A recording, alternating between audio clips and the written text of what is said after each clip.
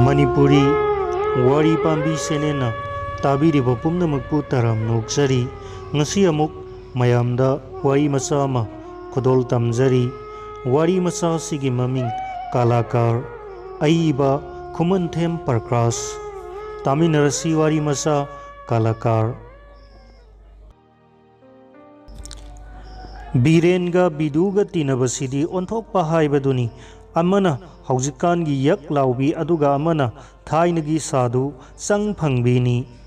Makoi Anise Angang Oiringai Dagi Asum Thanarak Trabani Haming Masa Ngorok Ngoba Amaga Musin Muba Amaga Manangal Ngasinadana Pulam Badudi Mapi Amatagi Masani Haidunasu Haipeti Kantha Ningaini Adubudi Laingauga Laimuga Masin Manauni Khak Thanade Laimu Thengnarabadi Laingau de Siensilu Hainari Banidana Nongma Impalgi Maming Satlaba Drama Hall Sigi Manakta Lairiba Hotel Asida Kalakar Sing Pik Thana Famlingaida Birenga Biduga Suyaurui Biren Budi Hall Sigi Hironi Office da Su Mapam Mama Naijaduna Mine Ikai Kumnari Bamioini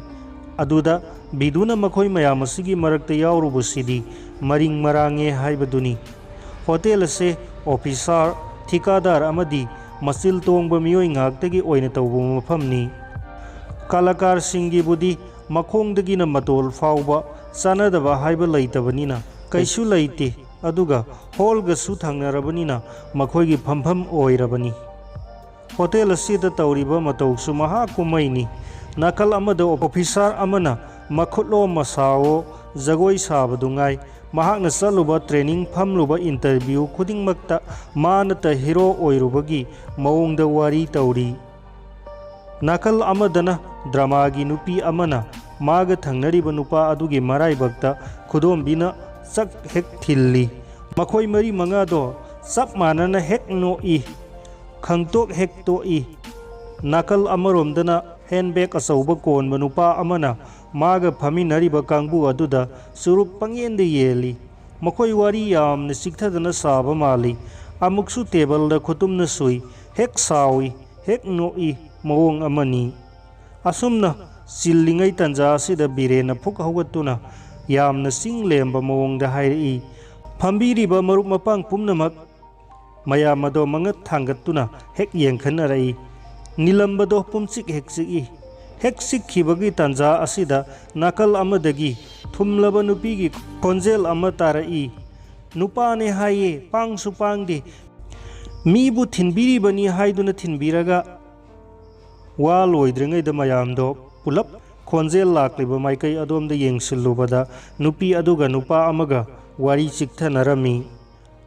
Makoi Anisu Mayam Langam Badagi Punging Ing Kibaduda Ngaksana Duna Mamai Hek Tangalai Karana Tik Tik No I Karana Biren Sayab Karino Takpisi Biren Bidugi Maring Banda Paiduna Aigi Marup Bidu Babu se Moirang the transfer Taure Ling Kibatare Aduna Ngasi se Marup Kainaramdai Nungsi Poyen Oina I hang the Tang Bus Tangna Mayambu Sakap Amamam Tangdi Takpi Kinaba Hangatchari Aikoigi Laibak Pabawanina Adudi Sadang Natrabasujazai Hairga Mayamdo Wawa no I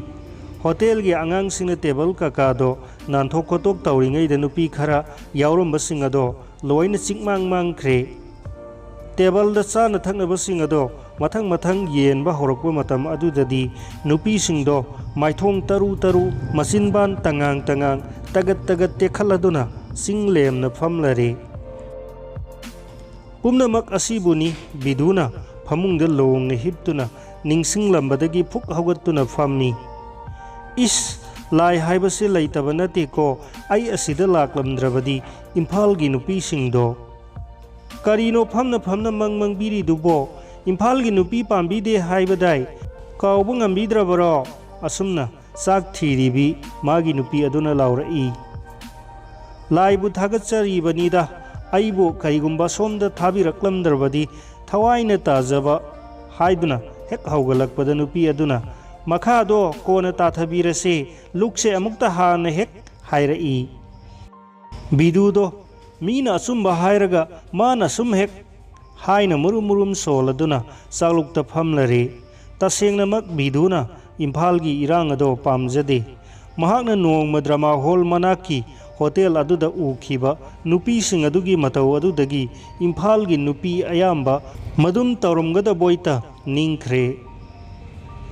bidugi nupi ase moirang ningolni masak mataudi thainagi thoibi khoigi darani haibada choptraba jatni biduda lairaba tungda metric su pass tawkhre bidugi nupi thibagi maikaidadi maning chap chana thungle aduga thabakki hairurabasu oza oiba haibase mahakki mathwaina pamjaba sinpamni kagani haibasu khallude tagani haibagisu kirude haibadu bidu oire haujiki matamda bidugumba mitase khar tangani moirangdagi amuk transfer tawraktuna imphanda laire bidunadi thoina pamluba nate adubu mamanabasingna sinjinduna mahaki nupi thambal asisu marup biren khoigi office aduda kerani oire bidugi yumbal se mawong ama tare nungaire nongma nongmaijing numitki numidang wairamda birenga biduga wari khara saraduna halai bidugi thongal hek yawbada birena mana thangatuna tai aduga biduda onsenduna bai nangdi nahal makhai aingonda ka tamthoktriba jat oire karibunone isai sai basibu haiba mase nupase mapuka yamna phalakti ko asibu kaidauge oho ai bab tarudre lamboibada samjet pibani kalakar tana kalabu khangbani hoine ibungo kalakar asauba kalajau makhoi ani changlakpa ubada thambal isai toktuna wai sitpado fat loisinki biduga birenga cha thangna wari sai thambalna cha kaka tawramlaga tulsibung wai tairuba loiraduna thongjil mapalda dup thapam wai tairi birenna bidu babu aina haijariba asini kari amata chingnaningai laite aduga mina thina ngangnagani haibagi bhab ka tawbiruganu aikoigi office ki mithit ngaktana sanagadawriba dramani maranai sel tanbagi wa natte hairibase sumna nungainaba oina langbani karmasari singi benevolent fund ama semsi haiduna honaribani wafam adubudi aisu jajaine biren babu fal aduda aisu angamba saruk dan tawjage aduda aina haijariba wafamse amukta bab tawduna yengbiyu haibadi ngasaigi mahakti mamana pongaidagi stage manak nakludribani drama amuk phawbu yaurudri drama amuk phawbu yengludri hayeng miya mamang aduda gyan mangduna nervous oikhiduna doctor ga kochen chenaduna kumai ama oinarani haibani arembada babu khoigi show adudum kaiduna tokani haijaba wanida wa amuk sangdok piranu kaidanabado aikoina adum sinjarage thoklasi thongal phawbu thindoklaro wa loinare makha tanadabi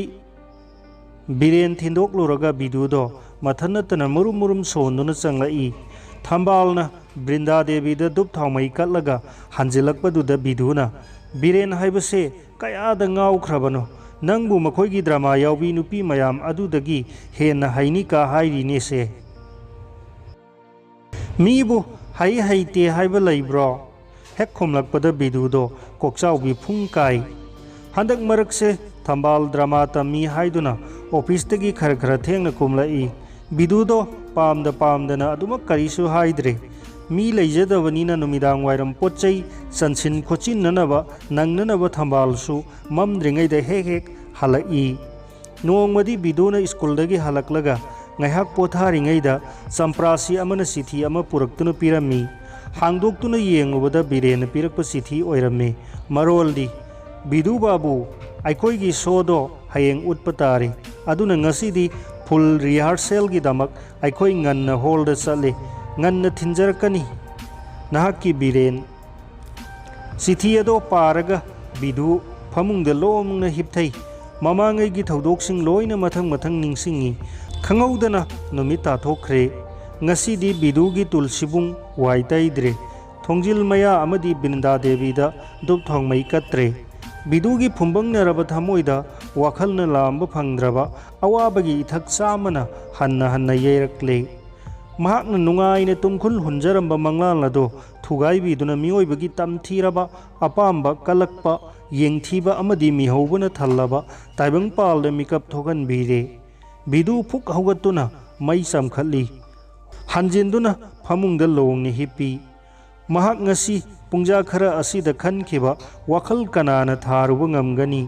नुमिदांगी पुंग निपाल मापल यौसिनख्रे थंबालदी हलक्त्री Bidu खांगबा ngambagi Pongal लैरक्त्रे अमुक हौगतली अमुक फमथै ममाई अदुदा मखुत अनीना कन्न कन्न तकबा हौरक्ले नुमिदांग पुंग 10 रोम ताबा मतमनी बिदुगी थोंगालदा zip खांबगी मखोल ताई Bidu खंगौदना मतु ख्याव सुंगी थंबालदो इसई nganglanga चंगलाई साजत काकादो नोमहौई मियेंग नायेंग मौसादगी पुंगहोंग होंख्रे बाप अमद ताउखिबगुम मोमोन ताउई बिदुगी युमफम मरा सेत्रबरा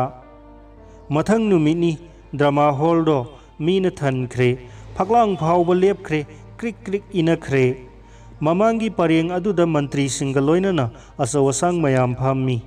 हेक थंगनबा अनि सुरकबा परेंग अदुगी मयाई मक्तदा मयामगी मतौ अदो उरुदना इताउ ताउना फमलिबा नुपासे बिदुनी सो हौख्रे बिदुदी वखल अमदा ताउख्रे महाकी थंबाल अदो ngasiदी तसेंगनमक लाई जथकी सिंगेल थंबालदो मंगाइख्रे इरोल नुंगदगी थंबालना इमाईगी लैतेंग ओइबगुम ngasi स्टेज की कुमैदी बिदुगी थंबाल तना ओइनख्रे येंगलकपा मियेंग थांगलकपा खोंगथांग लेंगकपा साथेक हाइरुदना कानदे अवोइबमक स्टेज की दमकता मेतुना सेंबिरक्लबा लाइगी खुसेम ओइना थोख्रे बाबोकना खुबाक तोइना खूरी बिदुदी लाइबकतु हुमांग मरिक कारी ड्रामा से लोइरमदाई मतंगदा थंबाल इसई सकलकी थमना थकी लाइजनी आईदी तिनजरगे इपाकता हन्ना नुमित की मसेक नयैबदा मनी मुक्तागुम हेंजबी आईनी पामजद्रेने ngaiha की पुंसी तिनजरगे इपाकता हन्ना मालंगी साहुम फंगबा खुदिंग तनिक आईगी थमोय सेंदुना येंगजै माइकई खुदिंग कैदनोने आईगी लंबी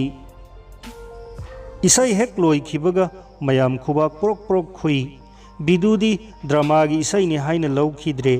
महाकी थंबालगी सेंगलबा थमोइगी वाकटनी हाइना लौख्रे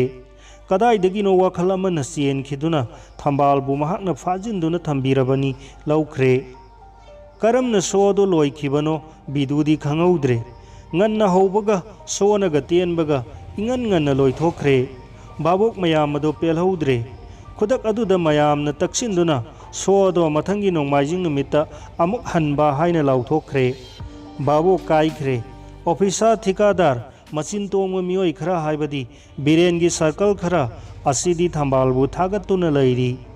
मखोई खरा स्टेज ता काखतुना नुंगाइरी अदुगा ngasi थंबालगी अंगकपा एक्टिंग गी दमक थंबालगी ममिंगदा हौजिक पार्टी तौखिनी हाइरे